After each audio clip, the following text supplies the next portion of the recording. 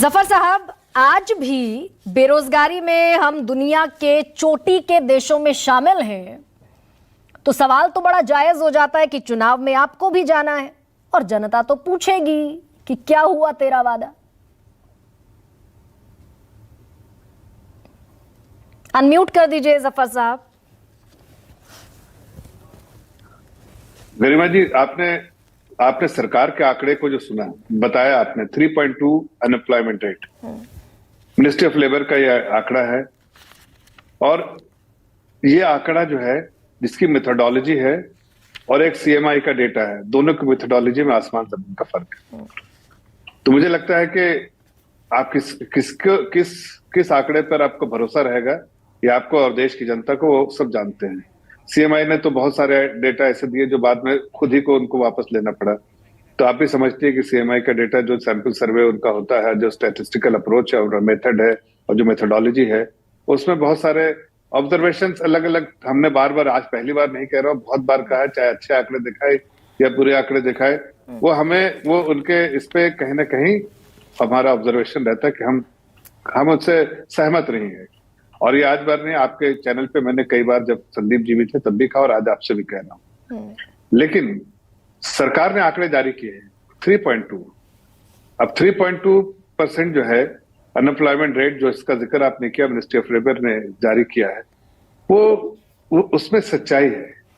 इसीलिए जब जिस तरह का 10% और फलाना परसेंट जब देते हैं, तो आदमी को, एक आम नागरिक को उससे कहीं ना कहीं उसकी जो है, जो अक्स जो है, वो समाज में दिखता है। समाज में ऐसी कोई बात नहीं दिखती जिस तरह की सिचुएशन और स्थिति आप पेश करने की कोशिश कर रही है। अच्छा। तो मुझे लगता है कि इस बात को समझना चाहिए कि जो नौकरियां मिली हैं, बहुत सारी क्या है कि देखिए, जो बाहर मुल्क में होते हैं, जो खास के विकसित देशों में, उसका जो पेरोल मेथड है और जो रियल टाइम बेसिस जो पेरोल मेथड है, उसको कितने जॉब क्रिएट हुए, कितने जॉब गए, सब चीज का जो है ऑन रियल टाइम बेसिस में आप देख पाते हैं। इंडिया में वो अभी सिचुएशन नहीं है। अब हमारी सरकार ने, मिनिस्ट्री ऑफ लेबर ने शुरू किया, धीरे धीरे जो है वो उस लेवल तक पहुंच रही है कि ताकि every single job created by in the system, चाहे फॉर्मल इनफॉर्मल, वो कैप्चर किया जा सके और ऑन रियल टाइम बेसिस आप बता सके कितनी नौकरियां बढ़ी हैं, कितनी नौकरियां कम हुई हैं, कितनी गई हैं। उस स्थिति में नहीं पहुंचे, लेकिन मुझे लगता है अगले 2-3 सालों में हम स्थिति में होंगे कि हम पूरे मार्केट को कैप्चर कर पाए और पेरोल मेथड ऐसा हो जिसमें सारी चीज कैप्चर हो जाए। वैसे बहुत सारे आंकड़े हैं, ESIC है जैसे, और बहुत सारे EPFO है या फिर naukri.com है, जिससे आपको समझ में आता है कि पैसा अच्छे टैलेंट को और लेने के लिए, और भी नौकरियां देने के लिए जो है सैलरियां बढ़ रही हैं, फिर भी जो है वो पैसे बढ़ाते जा रहे हैं और डिमांड भी बढ़ रही है। तो कहीं ना कहीं लोगों को नौकरियां मिल रही है, डिमांड है नौकरी के, इस पैसे बढ़ा रहे हैं, तो इसका मतलब कि नौकरियां बहुत क्रिएट हो रही है।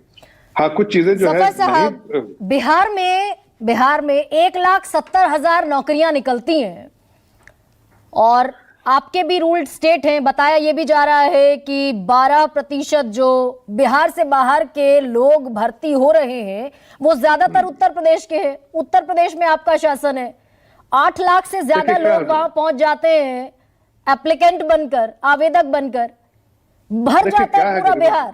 और आप कह रहे हैं कि देश में बेरोजगारी की स्थिति नहीं है।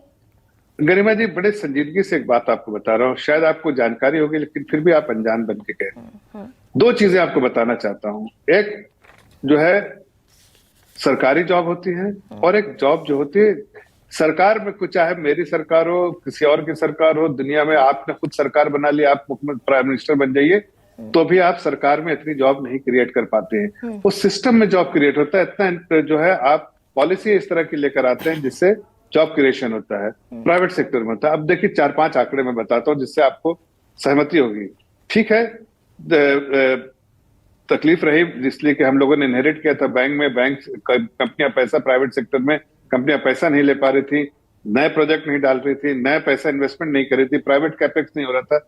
अब देखिए जरा सिस्टम देखिए सर, जो 6-7% ग्रोथ रेट होता था, जो क्रेडिट ऑफटेक होता था बैंकों का, अब वो 17-18-19% पहुंच गया और तेजी से आगे बढ़ता जा रहा है।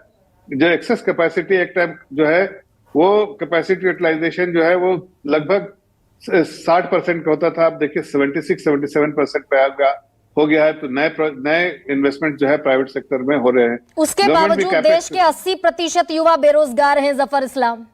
ऐसा और ये मैं नहीं है, कह रही आप हूँ, ऐसे- ये इंडियन काउंसिल आप फॉर कैसे- रिसर्च ऑन इंटरनेशनल रिलेशंस की रिपोर्ट है। नहीं, 80% लोग बेरोजगार है। इस कोई भी हिंदुस्तान का कोई रिपोर्ट ऐसा है उसको मैं यहीं से खारिज करता हूँ कि ये कोई रिपोर्ट ऐसे नहीं कर सकता कि 80% हिंदुस्तान की युवा पीढ़ी जो है वो बेरोजगार है। ये बिल्कुल बड़ा ट्रस्टेड सरासर इंडियन काउंसिल नहीं, कोई फॉर भी- रिसर्च ऑन कोई इंटरनेशनल भी- रिलेशंस की रिपोर्ट है ये। कोई भी रिपोर्ट हो, मैं तो सरेसार खारिज कर रहा हूँ इस रिपोर्ट को। इसमें कोई तो आप सच्चाई नहीं। आईसी सेंटर फॉर नहीं, कोई भी मॉनिटरिंग हो। ऑफ इंडियन इकोनॉमी को भी खारिज कर देंगे आप, बिल्कुल कर रहा हूँ। और आप सरकार इंडियन की- council for research on international relations को भी खारिज कर देंगे। मैं गरिमा जी बड़े अदब से कह रहा हूँ कि कोई भी ऐसी रिपोर्ट जो इस तरह की बेतुकी बातें लिखे उसको मैं कभी कोई एक सेंसिबल आदमी नहीं करेगा, अनलेस कोई आदमी हमारे सरकार के खिलाफ आना चाहता हूँ। हाँ सुकेश, जफर साहब, सुकेश बोल रहा हूँ, आप सारे बोलिए ना, आंकड़ों आप तो को बोलते छोड़ रहते दीजिए जफर साहब। हाँ, बोलिए। प्रधानमंत्री ने 21 अक्टूबर 2022 को ये कहा था कि 10 लाख जो नौकरियां रिक्त हैं उनको 1 साल में भर दिया जाएगा। मतलब नौकरी एक मुद्दा थी और प्रधानमंत्री ने ये वर्ड दिया कि 1 साल में इसको भर दिया जाएगा। जो मेरी जानकारी है, और मेरी जानकारी नहीं है, ये पार्लियामेंट में आपकी सरकार ने कहा है कि हमने पिछले अक्टूबर से अब तक 5.5 लाख नौकरियां दी हैं। ये वो नौकरियां हैं जो रिक्त थी। बिहार सरकार भी वही नौकरी दे रही है जो पद रिक्त थे, जो पद सृजित थे। तो नौकरी मुद्दा है, बाकी आंकड़ों को छोड़ दीजिए। जस्टिस चंद्रचूड़ ने कहा था एक बार कि आंकड़े छुपाता ज्यादा हैं, बताते कम हैं, और इसलिए बुद्धिजीवियों को, पत्रकारों को, जो रिसर्च करने वाले हैं, इनको एक्सपोज करना चाहिए। सरकारें दरअसल आंकड़े छुपाती ज्यादा हैं, ये जस्टिस चंद्रचूड़ का कहना है। और प्रधानमंत्री ने खुद कहा था कि 10 लाख नौकरी मिल जाएगी 1 साल में, 5.5 लाख मिली है। इसमें 2 रोजगार मेले तो, और हो गए हैं सुकेश। हाँ, 6,56,000 हो गए। 28 अक्टूबर वाला जोड़ दीजिए उसमें, 28 अक्टूबर वाला 51,000 और जोड़ दीजिए उसमें। तो प्रधानमंत्री को यह लगता है कि जो सृजित पद हैं, जो नौकरियां देनी थी, वो हम नहीं दे पाए हैं। इसमें तो कोई आंकड़ा नहीं है, ये तो साफ सामने है।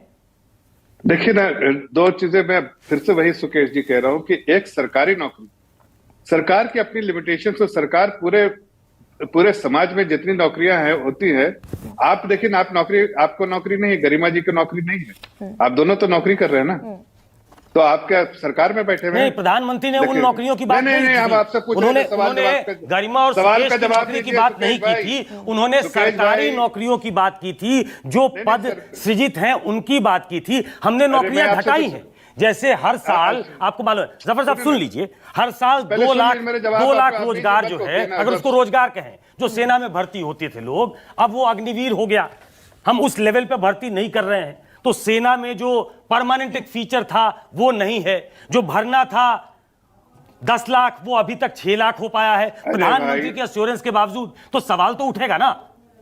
सुनिए 1 मिनट, मैंने कहा ना कि सरकार की लिमिटेशंस होती है, और वो आप भी समझते हैं, मैं भी समझता हूं, और सब सरकारें समझती है। क्या सब सरकार को, आज आप सरकार में नहीं है, सरकारी नौकरी नहीं लिए हुए, लेकिन आप अच्छी माशाल्लाह अच्छा कमाते हैं, खाते हैं और खुश रहते हैं। मैं तो आपको जानता हूं अच्छी तरह से, इसलिए कि आपके पास नौकरी है। तो नौकरी प्राइवेट हो, सरकारी हो, लेकिन सरकारी नौकरी एक हिंदुस्तान में माइंडसेट है। जैसे देखिए, पहले होता था माइंडसेट कि बच्चा बढ़ेगा, आप भी बिहार से आ रहे हैं, मैं भी आ रहा हूं, कि बच्चा बढ़ेगा, कि बड़ा होगा तो डॉक्टर इंजीनियर बनेगा। अब कई प्रोफेशंस, नए प्रोफेशन आ गए, अलग अलग प्रोफेशन में जाते हैं। या तो आईएएस बनेगा, आप ना आईएएस बने हैं, ना डॉक्टर बने, ना इंजीनियर, ना मैं बना हूं, लेकिन हम दूसरे फील्ड में रहे। हम इन्वेस्टमेंट बैंकर बने। लेकिन जफर इस्लाम, अच्छा ठीक है, एक सवाल का बड़ी ईमानदारी से जवाब दीजिए। आपने कहा सरकारी नौकरियों की लिमिटेशंस हैं। 1 सेकंड बस, इसका मैं इत्मीनान से जवाब दीजिएगा। आपने कहा सरकारी नौकरियों की लिमिटेशंस हैं, लेकिन बाकी सेक्टर्स में, प्राइवेट सेक्टर्स में आपने गिनाया कि नौकरियां हैं, रिपोर्ट्स आप सब खारिज कर रहे हैं। लेकिन वो जो सरकारी नौकरियों में एग्जिस्टिंग पोस्ट है वो भी खाली है, वहां भी आप भर्तियां नहीं कर पा रहे हैं। मैं गिन देती हूँ।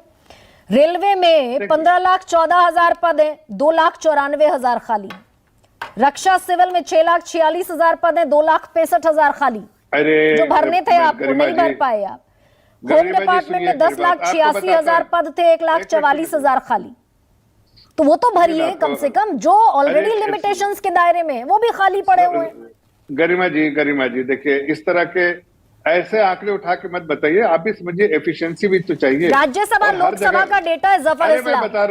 मैं बता तो रहा हूं, आंकड़ों को उसी के खारिज जवाब करना बड़ा कन्वीनियंट होता है। राज्यसभा लोकसभा में ये जानकारी आप ही की सरकार ने दी है। आर्गुमेंट को खारिज कर रहा हूं, आंकड़ों को नहीं। मैं आप सुन तो लीजिए। मैंने कहा कि एफिशिएंसी भी कोई चीज होती है कि नहीं। सरकार जो पहले आप हाथ से टाइपराइटर से लिखती थी, अभी कंप्यूटर से लिखती है, फिर मुंह से बोलती है, टाइप हो जाता है। एफिशिएंसी बढ़ी कि नहीं। आप एक आदमी का काम जो है 5 आदमी करता है। सरकार में भी एफिशिएंसी बढ़ाना चाहिए कि नहीं।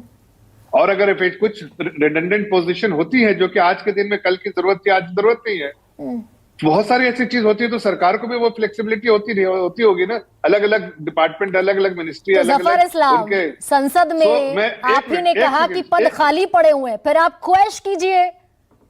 नहीं, एक मिनट आप सुनिए, ख्वाहिश कीजिए उन पदों को कि अगर आपने एक मिनट एफिशिएंसी सरकार की बढ़ा ली, वहां आदमियों की जगह मशीनें लगा दी। सुनिए मेरी बात, सुनिए एक मिनट मेरी बात। तो आपको क्या चाहिए कि आपके, देखिए, 2 बड़ी अहम बातें हैं गरिमा जी, आपको समझना पड़ेगा इस बात को, और इसको आप इग्नोर नहीं कर सकती, इसलिए कि आपके पास आंकड़े हैं। उसी आंकड़े को बेस बना के, जो 2014 में एनपीए का लेवल था, उससे जो बहुत सारे जो कंपनियां थी प्राइवेट सेक्टर में, वो कंपनियां जो है इन्वेस्टमेंट नहीं करती थी, इसलिए कि उस वक्त तो फोन बैंकिंग में सारा चीज जो देश को लुटा दिया था बैंकों ने किसी के कहने पे। अब उस सरकार, हमने व्हाइट पेपर ना लाके बल्कि एनपीए को संभाला, कंपनी को और बैंकों को मजबूत किया, और बैंक स्थिति में आ गए कि बैंक जो है 2 लाख करोड़ रुपया साल का जो है नेट प्रॉफिट करने लगी, जो लॉस मेकिंग बैंक थी। और साथ साथ ये भी हो गया कि जो कंपनियां जो थी धीरे करके अब वो जो सारी कैपेसिटी जो है उनकी यूटिलाइज हो रही है, तो अब नए प्रोजेक्ट लगा रहे हैं। तो इसलिए अब फिर बड़ा से कमाल का जफर साहब तर्क दे रहे हैं। आपने एनपीए संभाल लिया, इधर आप 10 लाख करोड़ को राइट ऑफ भी कर देते हैं। 10 लाख करोड़ का राइट ऑफ भी हो जाता है। अरे मैडम एक बात बताया, देखिए, आप बैलेंस शीट को तो समझती होंगी, राइट ऑफ और राइट बैक दोनों कर सकते हैं हम। ये बैलेंस शीट का देखने का तरीका है कि जो नॉन परफॉर्मिंग एसेट्स है उसको राइट ऑफ करते हैं, फिर राइट बैक भी करते हैं जब वसूली होती है। फोकस सरकार ने किया कि राइट ऑफ किया, उसको फोकस किया रिकवरी, जैसे जैसे रिकवरी हुई वैसे वैसे राइट बैक भी किया उसको। ठीक है, और एक छोटा सा रिएक्शन, ठीक